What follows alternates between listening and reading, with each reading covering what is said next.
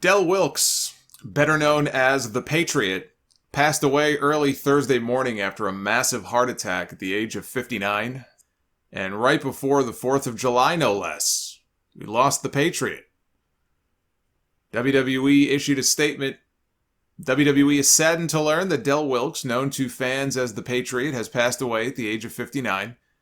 Before making a name for himself in the squared circle, Wilkes was a standout on the football field for the University of South Carolina, where he earned the distinction of being voted a consensus All-American. After making the switch to sports entertainment, Wilkes competed all over the world before arriving in WWE in 1997 as the Patriot. A superstar quickly on the rise, the Patriot proudly donned the red, white, and blue of America in the midst of a rivalry with the Hart Foundation, leading to a memorable match against Bret Hart for the championship at In Your House Ground Zero, just 2 months after his debut.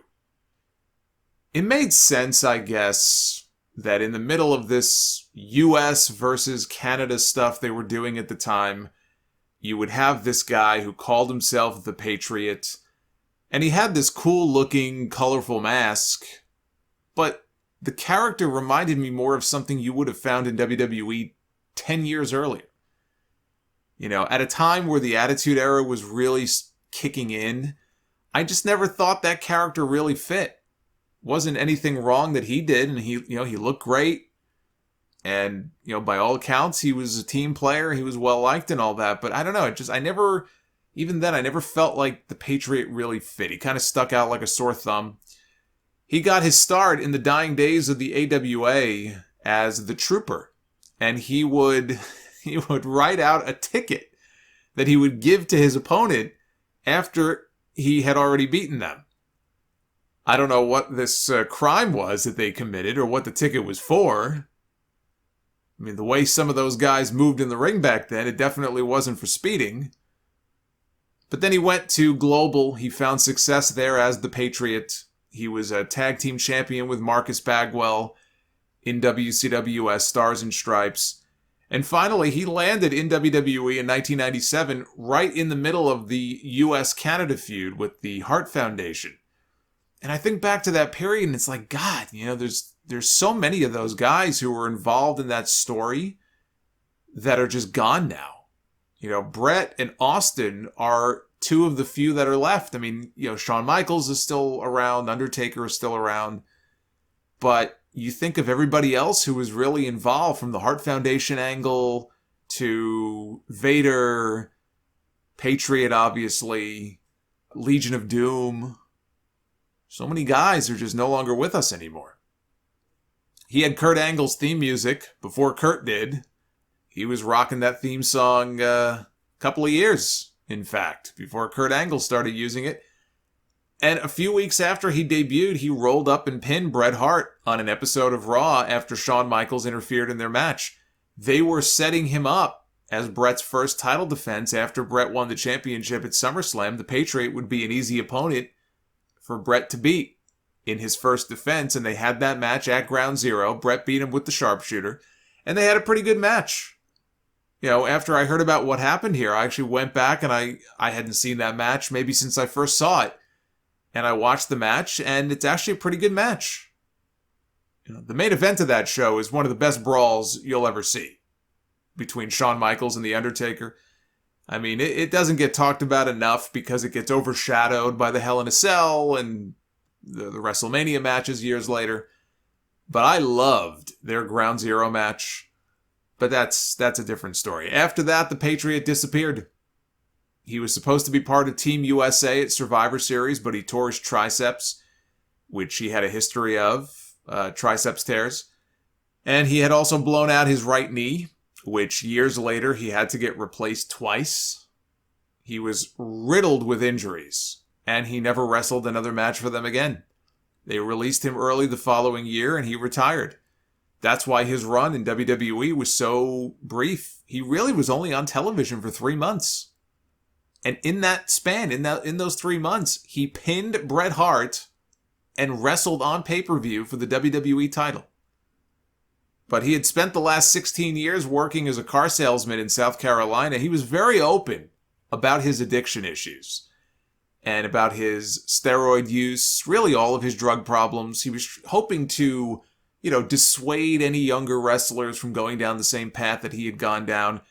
When he was on Steve Austin's podcast years ago, and I think he was on Austin's show twice, he admitted to taking an average of 120 painkillers per day.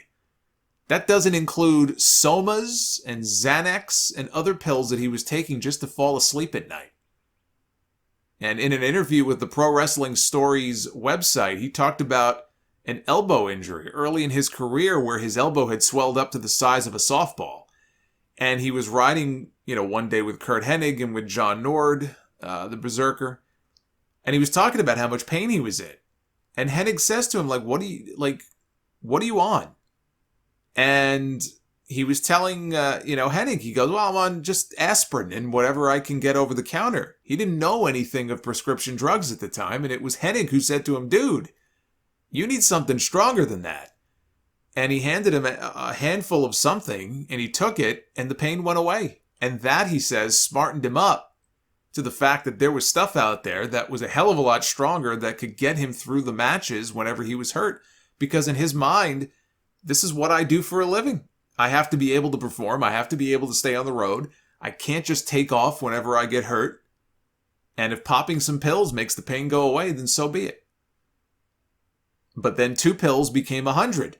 And 100 became 200 when he was at his worst. 200 pills a day. He said he would get offended when he would ask one of the boys for some pills and they would only hand over about 5 or 6 because he was used to taking 15 to 20 at a time. He told one story, and this is just insane, which is why I want to tell it, because it's so crazy. His ex-wife is driving him to the airport. First, though, he had to have her stop at about 6 or 7 different pharmacies to pick up the various scripts that he had called in. So she's driving, he's in the passenger seat, and he is coked out of his mind. And he is yelling at his wife that you're not driving fast enough. We got to get to the next pharmacy, come on. And he decides to inject himself. While she's driving, he injects himself with testosterone. Well, the needle goes in, he hits a blood vessel. And out squirts this trail of blood that it just squirts out, hits his wife right in the face as she's driving. She pulls over. She says, this is not how normal people live.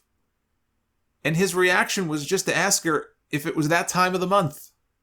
He couldn't understand why she was in such a bad mood. But he estimates that he was arrested about 20 times from the time he left WWE and they released him in 98 up until about 2007. 20 different arrests, all just trying to support his drug habit. He stole his doctor's ID number. He was writing fake prescriptions. He got busted. He shared these stories, again, as a cautionary tale to young wrestlers in the business not to get mixed up in the same things that he did and go down that road. And it's very likely all of the abuse that he put his body through with the drugs, I'm sure it contributed to his early demise. I mean, not to say that people can't die of a heart attack at a young age. I mean, it happens all the time, sadly. Sometimes it's hereditary. But you can't live like that and do the things that he did and not expect it to have a negative impact on your health. You know, he seemed like a nice guy. By all accounts, he was well-liked within the wrestling business, although Jim Cornette once said that some of the Harts, it was either Owen or Davey Boy, didn't like him for some reason, didn't want to work with him. But he was someone who had hoped that others could learn from the mistakes that he made. And as brief as his stint was in WWE, he accomplished more in those 3 months than a lot of people do who spend years there.